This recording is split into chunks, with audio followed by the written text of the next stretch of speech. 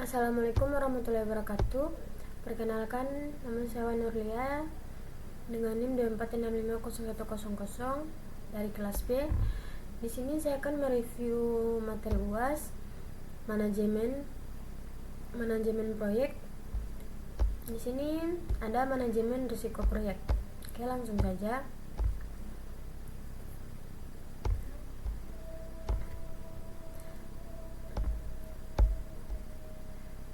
Di sini ada masalah atau problem secara waktu timbul dari aktivitas keputusan yang dilakukan pada masa lalu, sehingga saat ini sudah terjadi dan sudah diketahui dampaknya.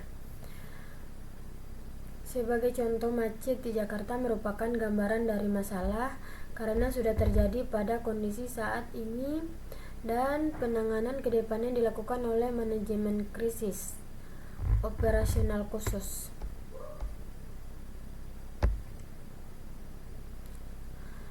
Sementara risiko merupakan kejadian yang belum terjadi, baru merupakan perkiraan akan keterjadiannya pada saatnya nanti. Apakah akan benar-benar terjadi atau tidak tergantung dari penanganan dan tindakan yang dilakukan. Dengan melakukan mitigasi risiko dalam bentuk mengurangi dampak, menerima risiko, membiarkannya, atau mentransfernya, maka akan diketahui posisi terakhir kondisi risiko. Ada 3 komponen yang berkaitan dengan risiko. A. Efek, berkaitan dengan positif maupun negatif, bahkan keduanya. Efek merupakan penyimpangan dari apa yang diharapkan dan dapat berkaitan dengan menciptakan atau menghasilkan peluang atau ancaman. Ketidakpastian yaitu suatu keadaan, kondisi pemahaman kurangnya atau pengetahuan informasi peristiwa, konsekuensinya atau kemungkinan sesuatu terjadi.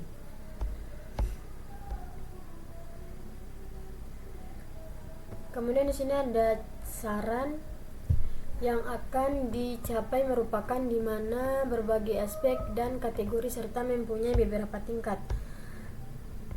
Sasaran tersebut harus memenuhi kriteria SMART, spesifik, measurable, attainable, relevan, dan time bound.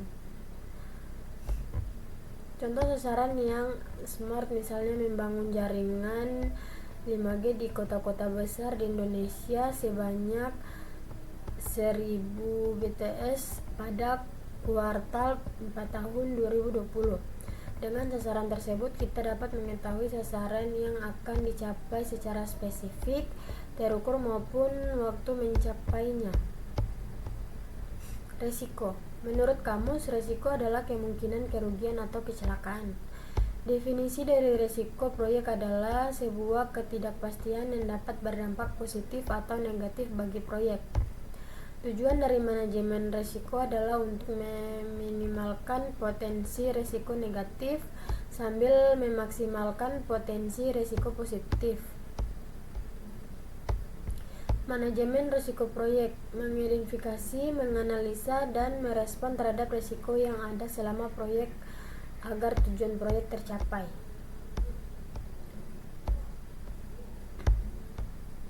Kemudian di sini ada 1, memperkuat analisis pencapaian strategi perusahaan, memudahkan dalam mengambil keputusan penerapan, meningkatkan pada tingkat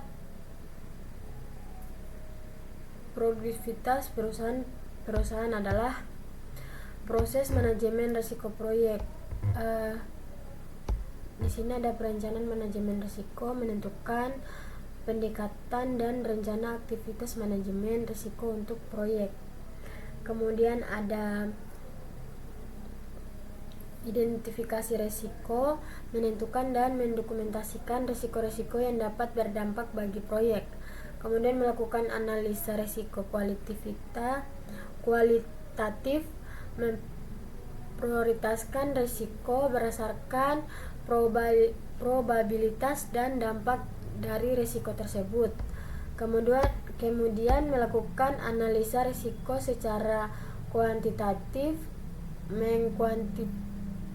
kuantifikasi dampak dari risiko bagi proyek, merencanakan respon terhadap risiko, mengambil langkah untuk meningkatkan kesempatan dan mengurangi bahaya bagi proyek. Kemudian ada monitoring dan pengendalian risiko. Memonitor risiko teridentifikasi dan risiko residual. Mengidentifikasi risiko baru, melaksanakan rencana manajemen risiko, dan mengevaluasi efektivitas strategi risiko sepanjang proyek. Di sini ada input, teknik, output. Kalau input dia faktor lingkungan, aset, proses organisasi, pernyataan ruang lingkup proyek, rencana manajemen proyek. Kemudian di sini ada teknik, planning, meeting, and analysis. Sedangkan output dia rencana manajemen risiko, metode, peran dan tanggung jawab, anggaran, waktu, kategori risiko, definisi peluang dan dampak risiko. Identifikasi risiko.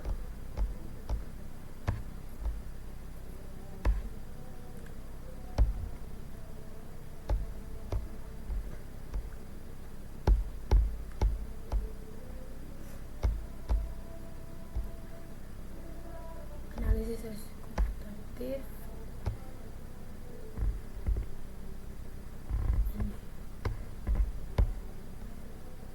Perencanaan respon risiko. Ada pengendalian dan monitoring risiko. Nah, di sini ada risiko negatif dan risiko positif. Kalau risiko negatif melibatkan pemahaman terhadap potensi masalah yang mungkin terjadi dalam proyek dan bagaimana risiko tersebut dapat menghambat proyek. Sedangkan risiko positif adalah risiko yang dihasilkan oleh sesuatu yang baik, kadang disebut peluang atau kesempatan. Strategi risiko negatif. Avoid.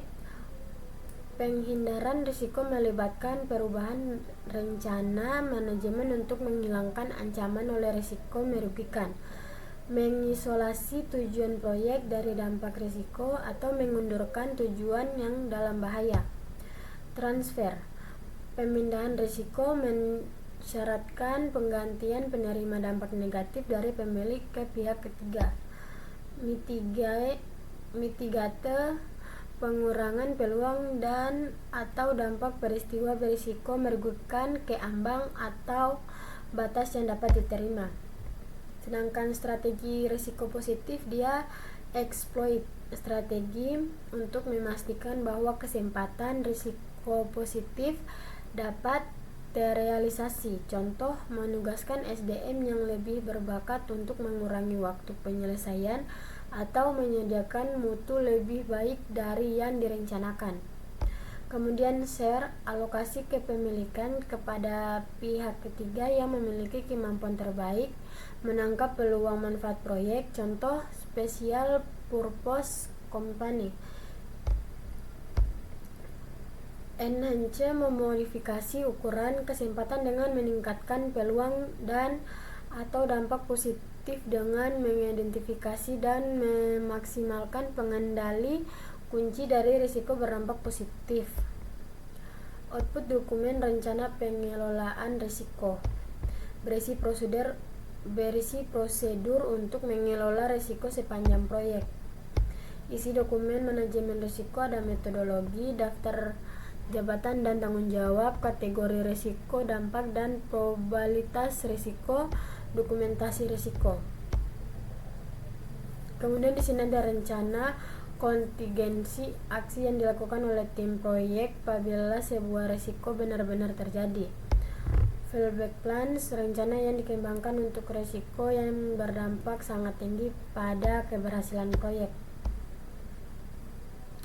Risiko pasar, risiko finansial, risiko teknologi, risiko manusia, risiko proses, itu kategori risiko. Risk breakdown struktur, gambaran tingkat kategori risiko dari sebuah proyek, digunakan untuk mengidentifikasi dan mengkategorikan risiko. Kurang lebih seperti ini. Contoh risk breakdown struktur.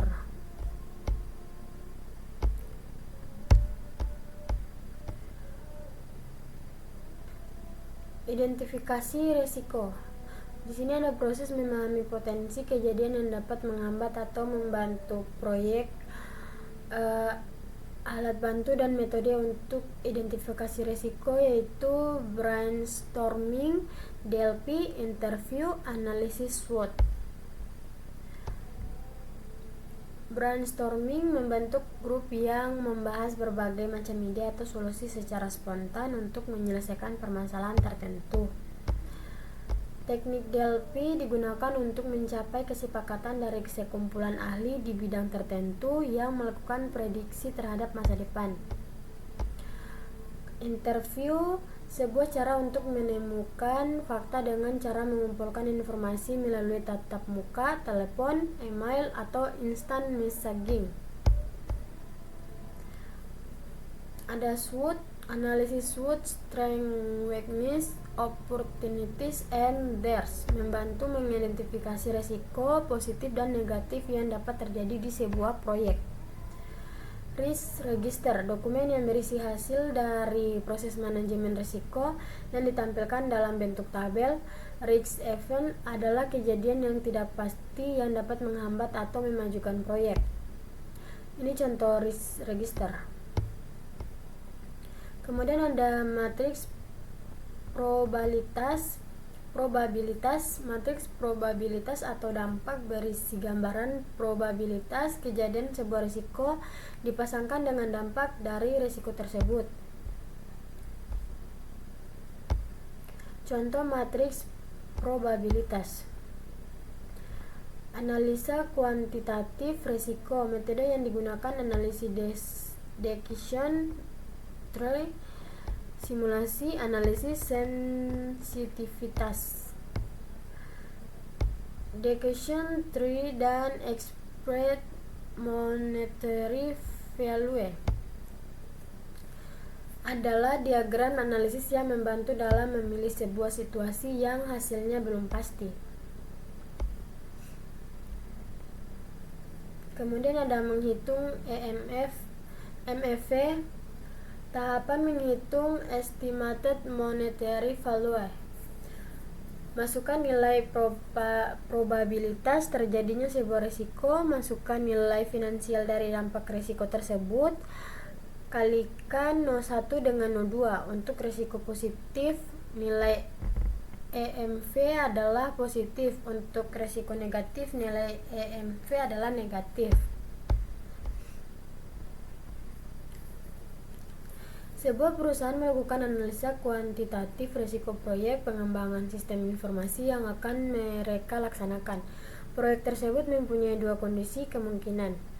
Kondisi kemungkinan pertama adalah proyek akan berhasil mencapai tujuannya, dan kondisi kemungkinan kedua adalah proyek akan gagal. Kemungkinan proyek akan berhasil sebesar 70% dan kemungkinan proyek akan gagal 30%. Jika proyek berhasil, perusahaan akan mendapatkan laba 20.000, dan jika proyek gagal, perusahaan akan rugi 8.000. Hitunglah estimasi nilai keuangan proyek pengembangan sistem informasi tersebut. Diketahui tipe proyek pengembangan sistem informasi, kondisi kemungkinan berhasil 70%, laba 20.000, gagal 30%, 8.000. Ditanya estimated monetary value proyek.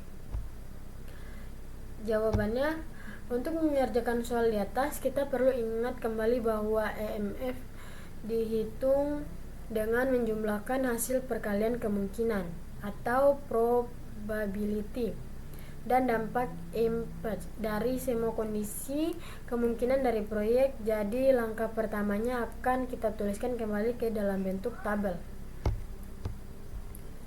Setelah disusun dalam tabel, selanjutnya kita hitung nilai P atau perkalian probability dan impact. Setelah kita jumlahkan hasil P untuk kedua kondisi kemungkinan, kita dapatkan besar EMV dari proyek tersebut. Strategi respon terhadap risiko negatif. Risk avoidance mengeliminasi kemungkinan terjadinya risiko. Risk reduction menerima risiko dengan syarat tingkat keparahan dari terjadinya risiko tersebut lebih rendah daripada tingkat toleransi risiko proyek. Kemudian di sini ada strategi respon terhadap risiko negatif. Lanjutan. Risk transfer mengalihkan tanggung jawab risiko kepada pihak di luar proyek, misalnya dengan menggunakan asuransi. Risk mitigation, usaha untuk mengurangi probabilitas atau konsekuensi bahaya yang diakibatkan oleh risiko. Kemudian di sini ada strategi respon terhadap risiko positif. Eksploitasi risiko, memastikan semua hal telah dipersiapkan agar probabilitas terjadinya risiko positif dapat meningkat. Membagi risiko, berkolaborasi dengan departemen atau pihak lain untuk mengeksploitasi risiko positif.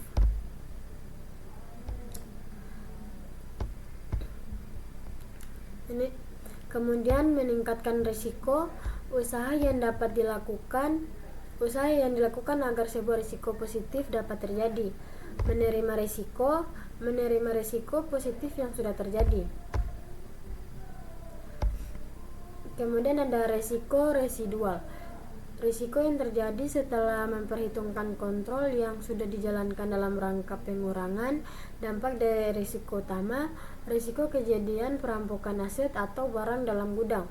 Risiko ini masih terjadi dengan tingkat yang lebih kecil walaupun sudah dipasang alarm atau CCTV dalam gedung tersebut. Risiko yang tetap ada setelah semua strategi respon telah diimplementasikan.